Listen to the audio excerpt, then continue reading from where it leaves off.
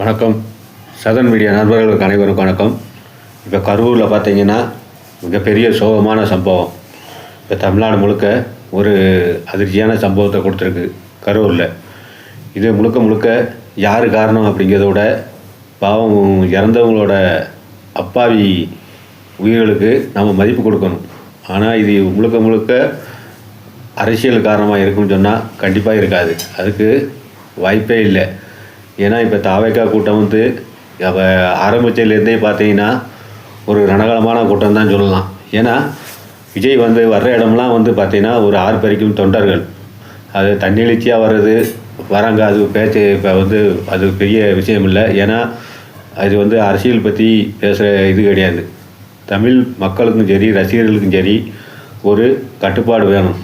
அதை வந்து நம்ம வந்து தாவேக்கா கூட்டத்தில் வந்து பார்க்க முடியல.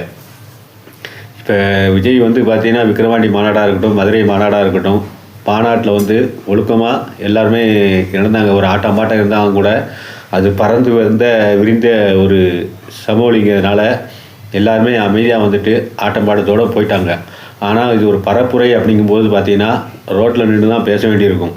ஏன்னா அது மட்டும் இல்லாமல் விஜய் வந்து புதிதாக வந்து இப்போ அரசியலுக்கு வந்திருக்காரு. அப்படிங்கும்போது அவர் இதுவரை திரையுலகத்தை விட்டு வெளியே வரல, பொது வெளிக்கு வரல. இப்போ முதல் முறையாக வர்றதுனால அவருக்கு வந்து ஒரு தன்னெழுச்சியான கூட்டம், ஒரு கரிஷ்மான ஒரு தலைவர் கூட அவர். ஏன்னா இப்போ சினிமாவிலையும் பார்த்தீங்கன்னா அவர் ஒரு உச்ச நட்சத்திரம். ரஜினி, விஜய் அந்த மாதிரி ஒரு உச்ச நட்சத்திரம். அப்படி இருக்கும்போது அவர் தாவேக்கா தொண்டர்கள் மட்டும் இல்லாமல் ஒரு பொதுவான ஒரு ரசிகர்கள் கூட விஜயை வந்து பார்க்கறதுக்கு வருவாங்க. ஏன்னா இதில் வந்து எந்த ஆச்சரியப்படத்தக்க இதுவும் கிடையாது. இது வந்து விஜய் கூடுற கூட்டமாக மற்றவங்களுக்கு கூட்டமாக இது வந்து கிடையாது.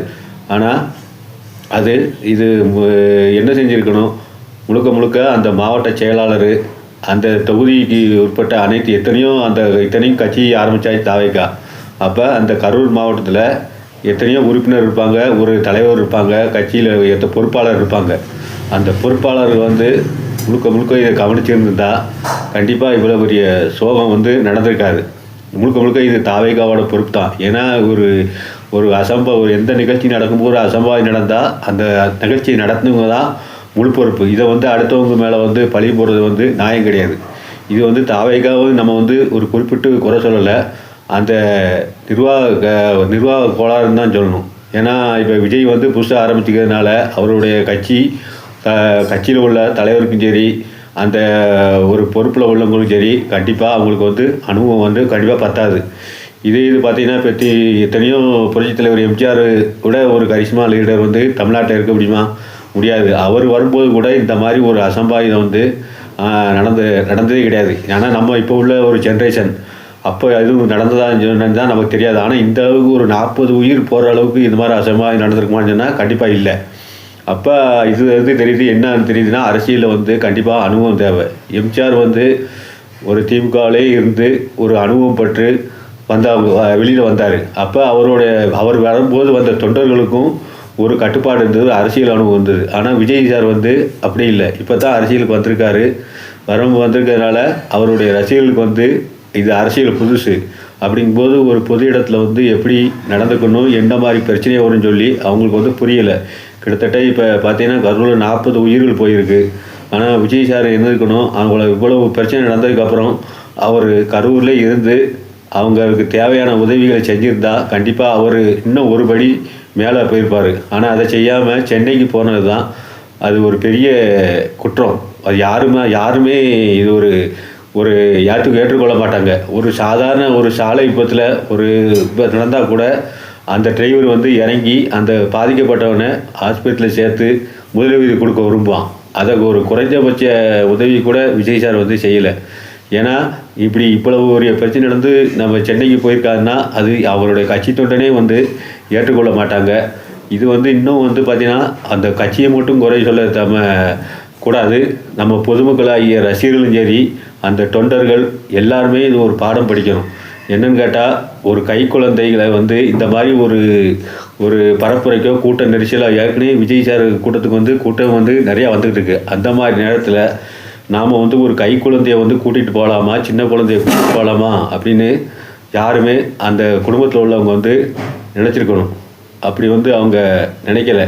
ஏன்னா நினச்சிருந்தா கண்டிப்பாக இவ்வளோ ஒரு அசம்பாவிதம் வந்து நடந்திருக்காது. ஏன்னா கிட்டத்தட்ட 9 குழந்தைகள் 16 தாய்மார்கள் வந்து இறந்துருக்கா சொல்கிறாங்க. ஏன்னா குழந்தைகள் வந்து பாவம், அவங்களுக்கு என்ன தெரியும்? இவ்வளோ ஒரு கூட்ட நெரிசலில் அந்த பச்சை குழந்தைங்க 1.5 வயசு பிள்ளையில 5 வயசு சின்ன பிள்ளைகளெல்லாம் கூட்டிகிட்டு வரலாமா? அப்போ அந்த ஒரு அடிப்படை அறிவு வந்து நம்மளுக்கு தான் வேணும். அந்த ஒரு அடிப்படை அறிவு நம்ம இருந்தால் கண்டிப்பாக இந்த தமிழ்நாட்டில் வந்து இந்த ஒரு கரூரில் வந்து இந்த ஒரு உயிரிழப்பை தடுத்துருக்கலாம். ஏன்னா மற்றவங்கள வந்து குறை சொல்லி நாம் வந்து தப்பிக்கணும்னு நினைக்கக்கூடாது. நம்மளே வந்து பாடம் படிச்சுக்கணும். ஒரு இடத்துக்கு போகும்போது இவ்வளோ பிரச்சனைகள் இருக்கும் அப்படின்னு சொல்லி வீட்டில் உள்ளவங்க உணரணும். ஒரு தீவிரமான ஏதோ ஒரு மோகத்தில் போய் இருக்கக்கூடாது. இது வந்து எந்த கட்சிக்கும் விரோதமான ஒரு கருத்து இல்லை. எல்லாருமே நம்ம படிக்கணும். அரசியல் கட்சியை மட்டும் நம்ம பழி போடக்கூடாது.